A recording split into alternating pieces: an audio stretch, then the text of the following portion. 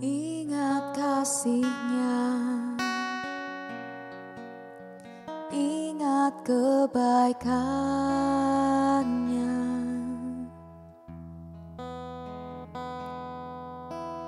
dan anugerahnya selamatkanku.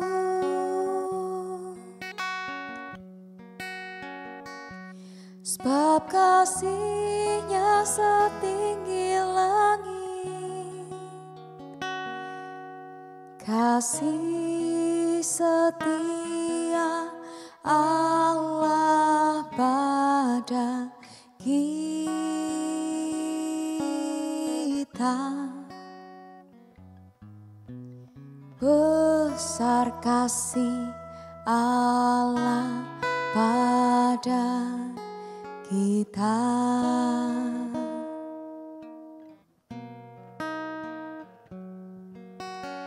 Ingat kasihnya, ingat kebaikannya,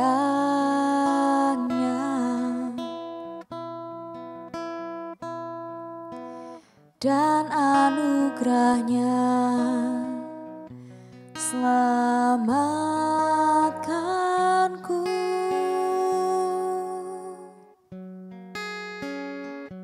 Sebab kasihnya setinggi langit, kasih setia Allah pada kita.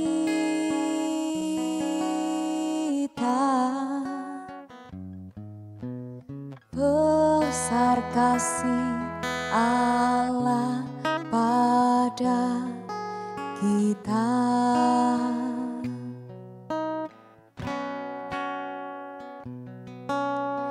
Ku takkan lupa kasihnya,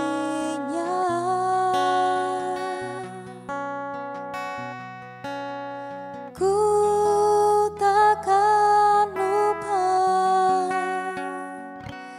anugerahnya.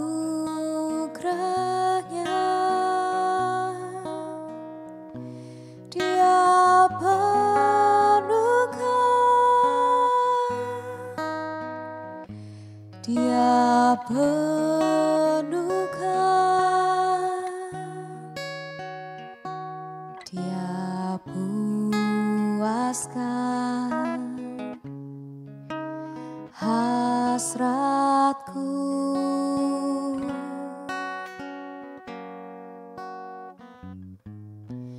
Besar kasih Allah pada kita.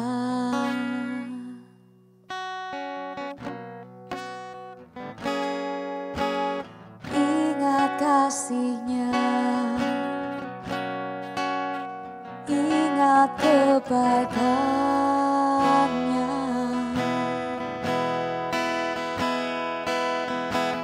dan anugerahnya selamatkanku.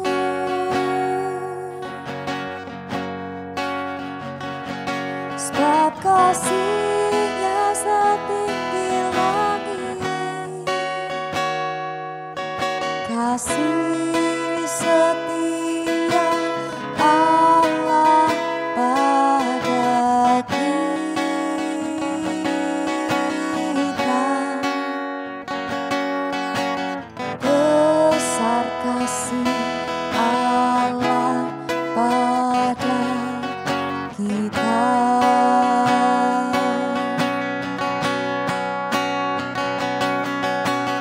Ku takkan lupa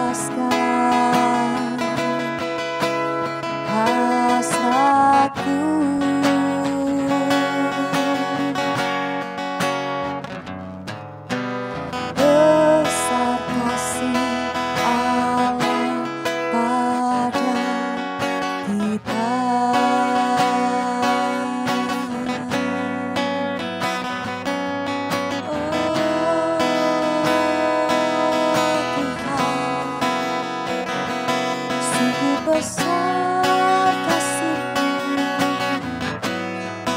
yang Kau anugerahkan bagiku Tuhan. Bila selalu ingat besar kasih-Mu yang Kau curahkan bagiku Tuhan.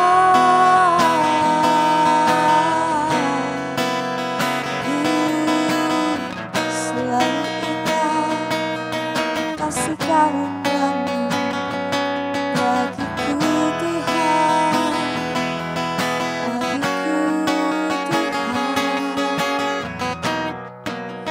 Sungguh ku bersyukur Tuhan atas anugerah-Mu, atas kasih-Mu yang Kau limpahkan bagiku. Yesus Tuhan,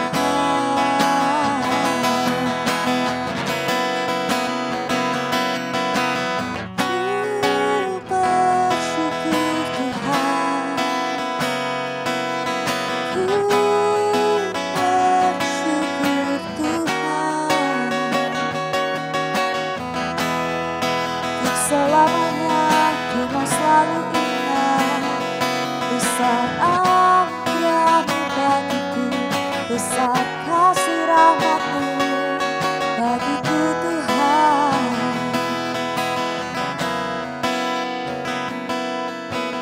Ku takkan lupa kasih-Nya.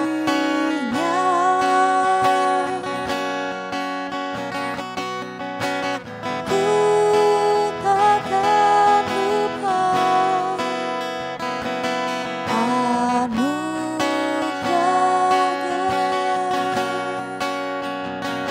Dia penuhkan,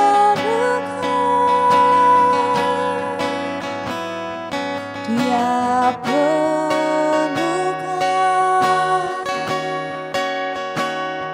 Dia puaskan hasratku.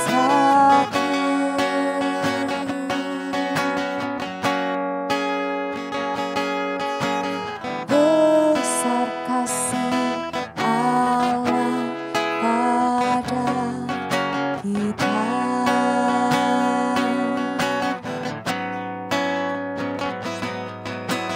Besar kasih Allah pada kita.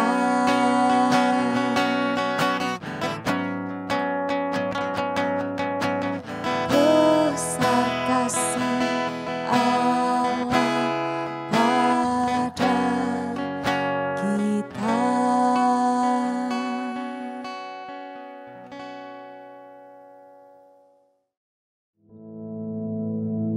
Our Father, which art in heaven, hallowed be thy name.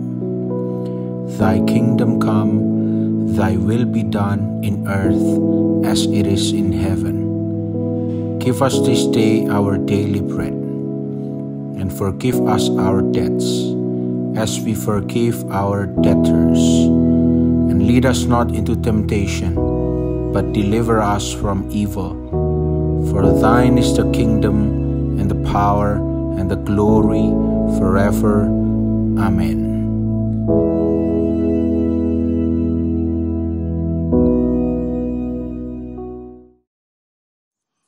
Saudara yang kasih dalam Tuhan, saya bersyukur pagi hari ini saya bisa melayani di ibadah pagi hari ini.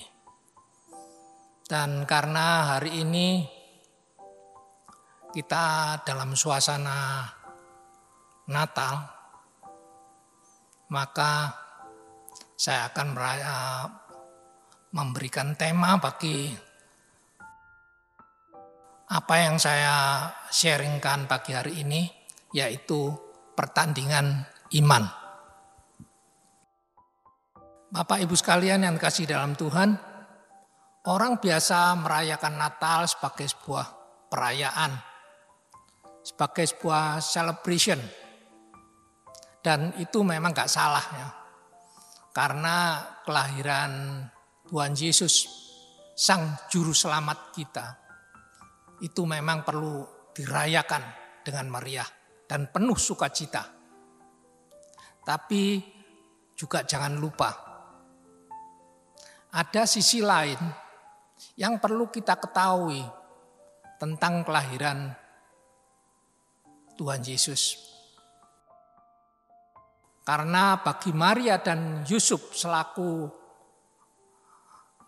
orang tua dari Tuhan Yesus, kelahiran Tuhan Yesus justru merupakan sebuah pertandingan iman. Mari kita baca dalam Matius 1 ayat 18. Kelahiran Yesus Kristus adalah sebagai berikut. Pada waktu Maria ibunya bertunangan dengan Yusuf, ternyata ia mengandung dari Roh Kudus sebelum mereka hidup sebagai suami istri. Ini secuplik kisah ya, sebelum kelahiran Tuhan Yesus, di mana Maria itu baru bertunangan, belum menikah dengan Yusuf calon suaminya. Tapi Maria sudah hamil duluan oleh Roh Kudus. Dan ini jadi pergumulan yang berat sekali bagi perawan Maria ini. Karena tentunya dia berpikir bagaimana cara dia menyampaikan kepada Yusuf calon suaminya, yang mana mereka belum menikah, belum serumah, tapi Maria sudah hamil.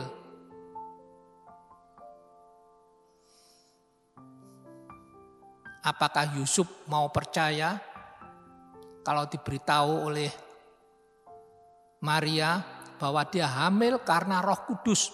Karena hal seperti ini belum pernah terjadi sebelumnya. Dan bagaimana kalau Yusuf calon suaminya tidak percaya? Apa yang terjadi? Bagaimana kalau Yusuf nanti rundingan dengan keluarganya dahulu? Bagaimana? Apakah harus menerima atau tidak menerima apa yang disampaikan oleh Maria bahwa dia sudah mengandung tapi oleh Roh Kudus? Dan kalau berita bahwa Maria mengandung bukan dari benih Yusuf, dan berita ini kemudian bocor keluar, bagaimana reaksi dari orang-orang sekitarnya? Ini tentunya pergumulan yang berat bagi Maria.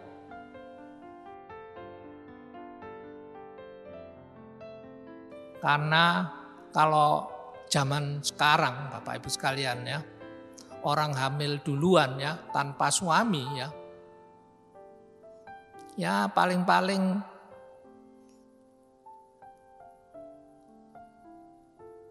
jadi bahan rasan-rasan tetangga mungkin ya, atau teman-temannya ya. Atau mungkin juga dia diusir oleh orang tuanya ya dari rumahnya. Tapi kalau zamannya kelahiran Yesus yang lalu Bapak Ibu sekalian ya, 2000 tahun yang lalu, itu merupakan suatu aib yang luar biasa bagi masyarakat Yahudi. Sehingga kalau ketahuan, hukumannya juga nggak main-main. Dihukum rajam, dilempari batu sampai mati. Jelas ini masalah yang sangat besar bagi Maria. Yang mana dia harus memutuskan antara dua pilihan. Dia takut pada manusia karena ada ancaman hukuman yaitu hukum rajam, atau takut pada Tuhan, berpegang pada firman-Nya yang sudah disampaikan lewat malaikat Gabriel padanya. Dan puji Tuhan Bapak Ibu sekalian ya, kalau kita baca dalam kitab Lukas 1 ayat 38. Dengan mantap sekali ya, Maria mengatakan, sesungguhnya aku ini adalah hamba Tuhan. Jadilah padaku menurut perkataanmu itu. Lalu malaikat itu meninggalkan dia. Bapak Ibu sekalian, memang kalau kita itu mendengarkan ayat ini atau saya mengkhotbahkan ayat ini memang tampaknya seperti biasa saja. Tapi kalau kita yang mengalami seperti hal ini, tentunya ini suatu pergumulan yang amat sangat berat. Ini bukan hal yang mudah. Karena nyawa jadi taruhannya. Dan ada beberapa tokoh Alkitab ya. Ketika nyawa dipertaruhkan, mereka gagal dalam imannya. Contoh ya. Dalam Kejadian 20 ya, kalau kita baca ya. Di situ ketika Abraham diperhadapkan dengan taruhan nyawanya. Kalau dia mengaku bahwa istrinya Sarah itu adalah istrinya Sarah yang cantik itu adalah istrinya, maka besar kemungkinan dia dibunuh oleh bala tentaranya Raja Abimelek ya. Karena itu Abraham terpaksa mengaku bahwa Sarah adalah saudaranya. Sehingga Sarah lalu diambil oleh Raja Abimelek. Demikian juga Petrus, murid Yesus.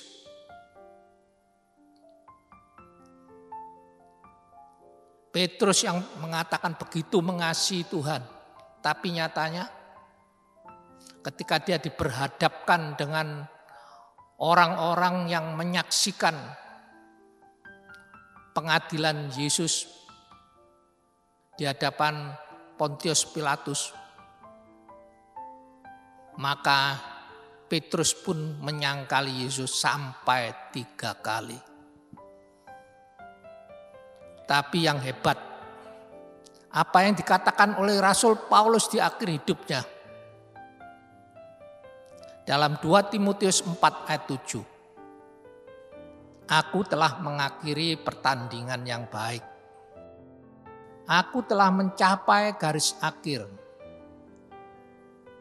Dan aku telah memelihara iman.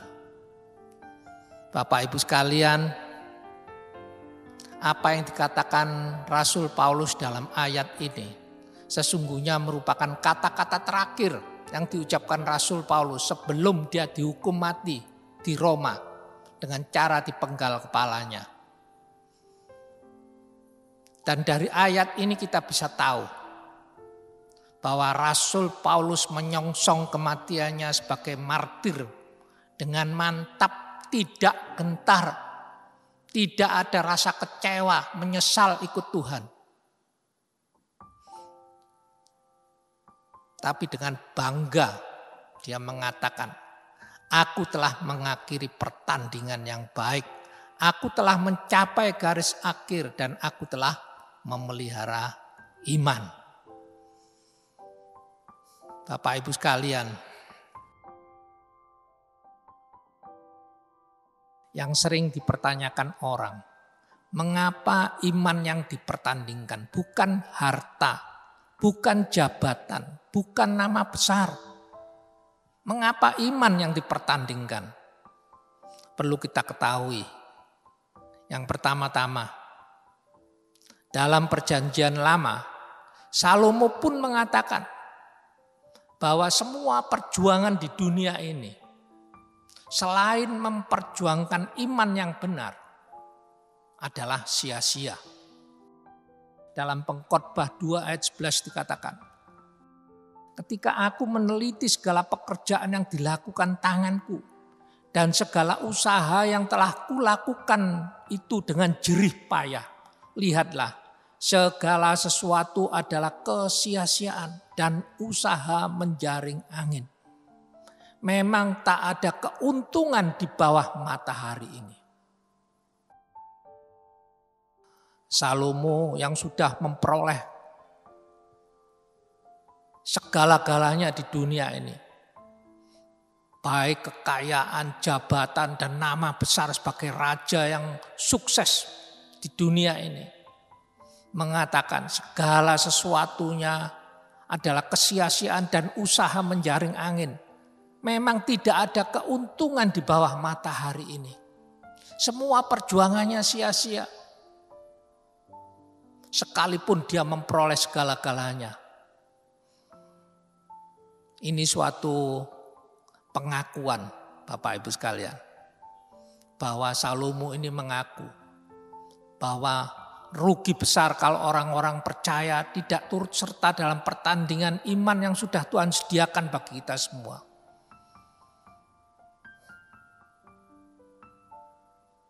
Karena firman Tuhan juga katakan,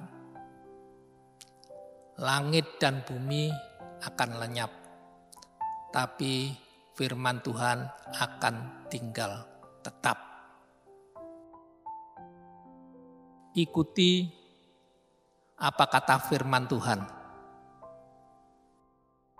Bukan kata orang dunia. Bukan apa yang dikatakan oleh cerdik pandai di dunia ini. Tapi ikuti apa yang dikatakan oleh firman Tuhan. Dan juga Bapak Ibu sekalian. Mengapa iman yang dipertandingkan? Karena ada hadiah yang luar biasa.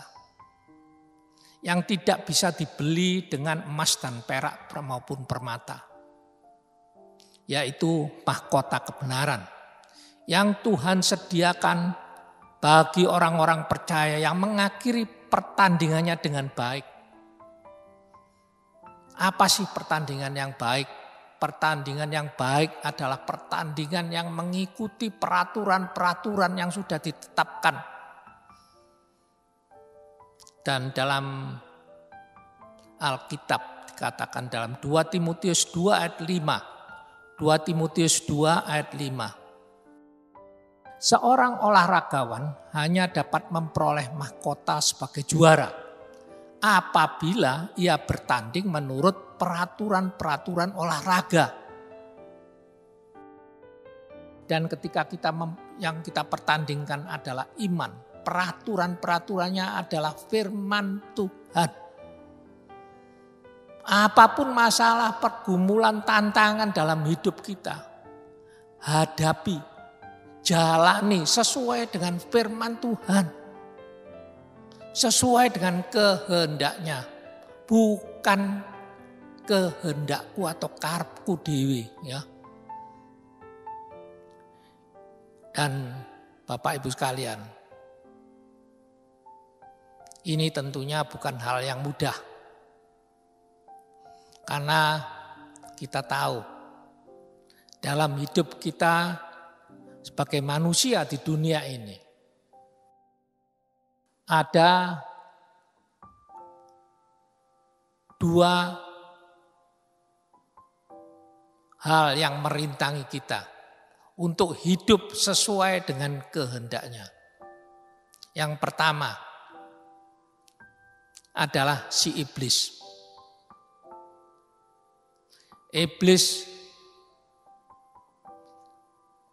yang memang yang dilakukan adalah mencuri, membunuh, dan membinasakan. Mencuri, menyesatkan pikiran kita. Membunuh yaitu membunuh hati nurani kita, membunuh ketaatan kita untuk berjalan sesuai dengan kehendaknya, dan membawa kita semua ke dalam kebinasaan yang kekal.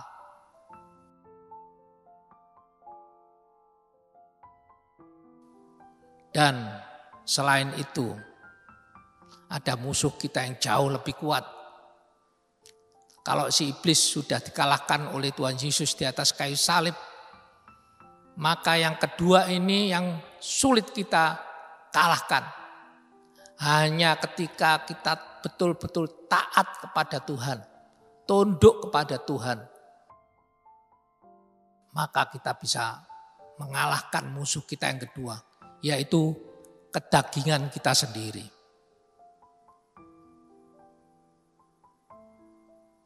Karena itu Bapak Ibu sekalian, ketika Yesus nanti datang kedua kalinya, supaya kita tetap melangkah dengan iman yang kokoh kepada Yesus. Ingat, yang ditanyakan Yesus bukan harta kita. Yang tanyakan Yesus bukan apa jabatan kita. Yang tanyakan Yesus bukan kerajinan kita. Tapi yang ditanyakan adalah iman kita. Lukas 18 ayat 8b dikatakan demikian. Akan tetapi jika anak manusia itu datang, adakah ia mendapati iman di bumi ini? Itulah yang ditanyakan Yesus. Adakah iman dalam hati kita semua? Apakah iman kita masih kuat, masih kokoh, berpegang pada kebenaran firman-Nya? Itu yang ditanyakan Yesus bagi kita semua. Dan juga harus kita ingat, iman adalah tiket kita masuk ke surga. Bab itu dalam Efesus 2 ayat 8. Sebab karena kasih karunia kamu diselamatkan oleh iman. Itu bukan hasil usahamu, tetapi pemberian Allah. Ingat baik-baik. Iman adalah tiket kita untuk masuk ke surga. Bukan perbuatan baik kita. Bukan gagah kuat kita. Tapi iman kita itu yang dipertanyakan Tuhan. Untuk itu Bapak Ibu sekalian, setiap orang percaya sejak mereka mengaku bahwa Yesus adalah Tuhan dan Juru Selamat kita, wajib ikut dalam pertandingan iman dalam hidup mereka. Dan bersama Yesus kita pasti menang. Dan ada mahkota kehidupan yang sudah disediakan Tuhan. Karena di dalam kitab Wahyu dikatakan barang siapa menang akan memperoleh mahkota kehidupan. Hanya yang menang akan mendapatkan mahkota. Karena itu Bapak Ibu sekalian, sekali Yesus tetap Yesus, ya, puji Tuhan. Mari kita berdoa. Terima kasih Tuhan, terima kasih, kami bersyukur kami punya Tuhan yang baik, sangat baik, bahkan teramat baik.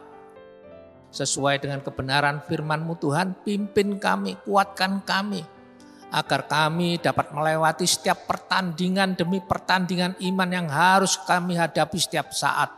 Kami percaya bersama Engkau kami pasti bisa melakukan perkara yang besar.